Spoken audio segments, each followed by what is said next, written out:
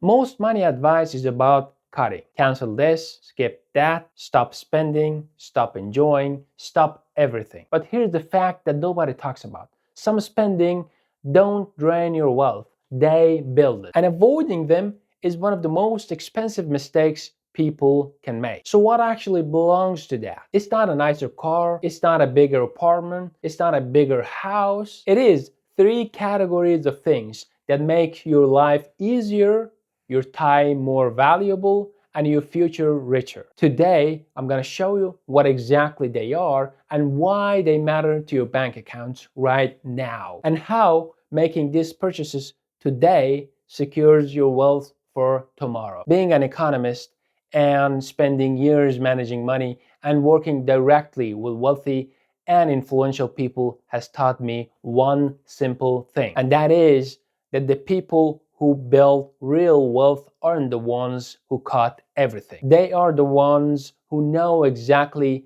what's worth paying for and how to approach spending like an investment. Here are the three exact categories and what exactly you should be putting your money into. The first one is learning, not just learning for the sake of it, but the kind of knowledge that acts as insurance against losing your hard earned money. Paying $200 to avoid a mistake that cost you $5,000 isn't spending, it's buying security. It protects you, pays a dividend, and compounds. Personally, I had to learn this the hard way. Early on, when I was setting up my first business, I spent weeks blindly to figure out how to structure my taxes on my own, just to avoid wasting money on an accountant. When I finally swallowed my pride and spent a few $100s to have a professional handle it, they fixed my mistakes in only 1 hour. It saved me dozens of hours of stress and prevented a costly tax penalty that would have wiped out my savings. Another way to increase your knowledge is, of course, reading books. Books work the same way for less.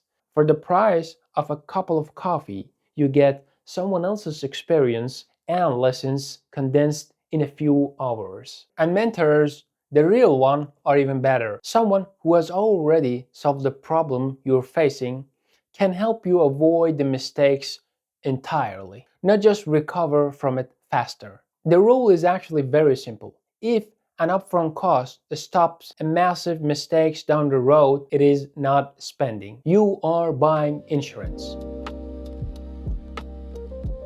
The second thing that you should buy is time. Specifically, it's about buying back your calendar. If you pay someone else to handle a task for less than what your hourly rate is worth, you aren't spending money. You are turning a profit on your own time and actively making yourself richer. Here's the actual math.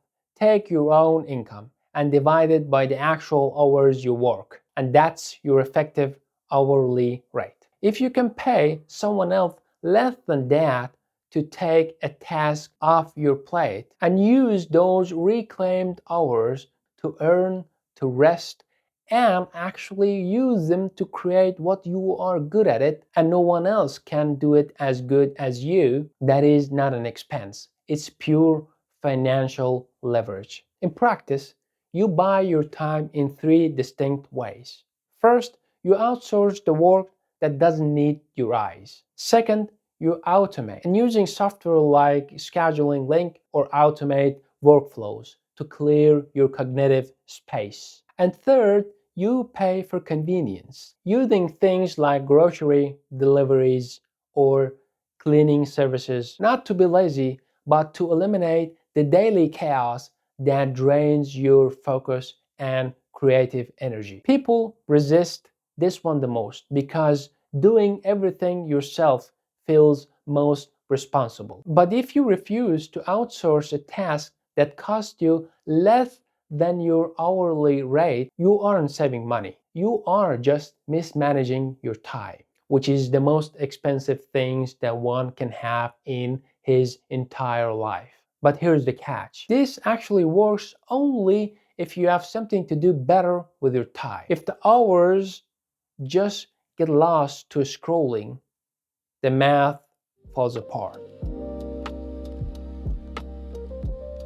And number three is health. And this one has more evidence behind it than most people expect. We can start with sleep. Research from the Rand Corporation estimates that sleep deprivation costs the US economy up to $411 billion a year in lost productivity. You can start to solve that issue by buying a better mattress or by fixing your chronic sleep issue. And this is not an indulgence. It is actually a direct investment into your potential earning power in future and how you make money. For myself, I learned this the hard way. I used to treat sleep as a variable, meaning the first things I caught whenever I needed more hours was my sleep hour. Eventually, that did catch up with me. The moment I upgraded my sleep setup and fixed my sleep routine, the jump in my mental clarity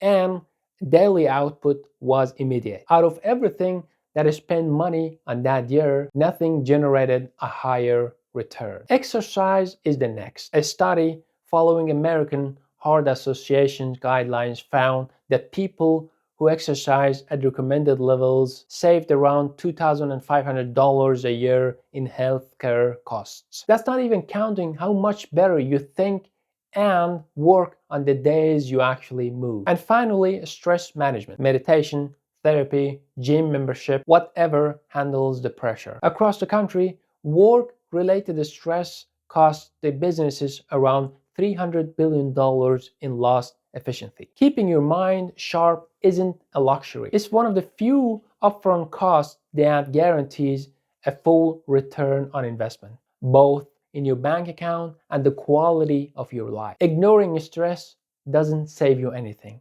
It only shifts the damage somewhere else. It is usually your performance, leading to brain fog, unforced errors, and costly mistakes. So, to recap the three specific categories you should buy more of because it will help you to grow your income and your well-being. First, learning. Paying for expert information to intercept costly mistakes. Second is time. Buying back your calendar through automation, outsourcing, and convenience. Third, health. Investing in your health and stress management. Each one backed by macroeconomic data. But none of this is actually permission to spend freely. It's the opposite. It's realizing that the cheapest option isn't always the smart one. And sometimes spending a little more is how you stop losing money. One honest note, these are national averages and research findings, not promise about your exact situation. And this is, of course, not financial or medical advice, just what the evidence tends to show. If this is how you like to think about money, not just spending less, but spending well, you will feel right at home here. Subscribe if you want more of this and know how money works. And before you go, I really want to know, what do you think about these things?